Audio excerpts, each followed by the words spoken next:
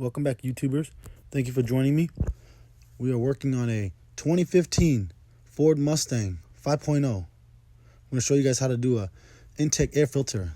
Take off the sensor to the intake box. You're going to have two clips here. 1, 2.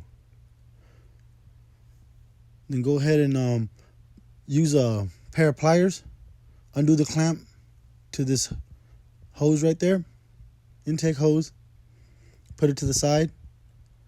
Then you're going to have another breather hose right there next to it. Unclip it.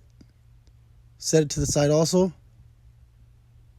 Then you got your main intake pipe clamp that goes to the throttle body. Go ahead and undo that one. That one's going to be a 8mm. Once you get that off, there's your intake filter. Go ahead and change it out. Reverse the process. You should be done. Thank you. Have a great day. Like, comment, subscribe.